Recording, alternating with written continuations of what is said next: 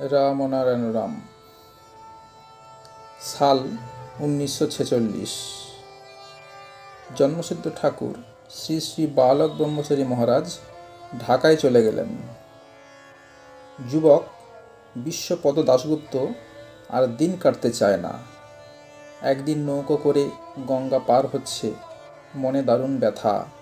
ঠাকুরের সান্নিধ্য থেকে বঞ্চিত হয়ে কতদিন তাকে থাকতে হবে জানে না। অদূর ভবিষ্যতে ঢাকা যাবার কোনো সম্ভাবনা খুঁজে পাচ্ছে না।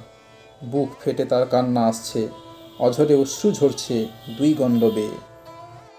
1947 সালের জানুয়ারি মাসের প্রথম দিকেই ডিরেক্টর সাহেব যুবক বিশ্বপদ দাশগুপ্তকে ডেকে ঢাকায় পাঠালেন। ঢাকার নারায়ণগঞ্জে পৌঁছে যুবক খুব চিন্তায় পড়ল। এমন সময় তারই সমবয়সী দুটি ছেলে কামরায় উঠল। নিজেদের মধ্যে কথাবার্তা চলছে।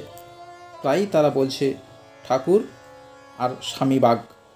যুবক জিজ্ঞাসা করে, কোন ঠাকুরের কথা বলছেন আপনারা? ওরা উত্তর দেয়, ঠাকুর বালক ব্রহ্মচারীর কথা। অল্প সময়ের মধ্যেই ছেলে দুটির সঙ্গে পরিচয় হয়ে গেল।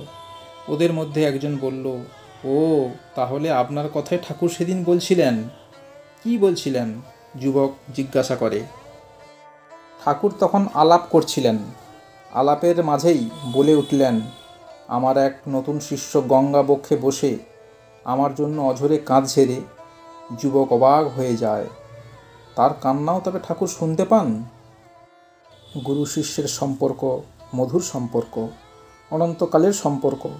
সেই সম্পর্কের মাঝে যেন কেউ বাধা হয়ে না দাঁড়ায়। বিদায়ের দিন এগিয়ে আসছে, সবারই মন ভরাক্রান্ত। আবার কবে কোথায় তার সঙ্গে দেখা হবে তার কোনো নিশ্চয়তা নেই। সকলের মনেই আতঙ্ক আশঙ্কা, মনে মনে প্রার্থনা জানায়, আমরা যেন তোমার চিরসাথী হয়ে থাকতে পারি। রামনারায়ণ রাম।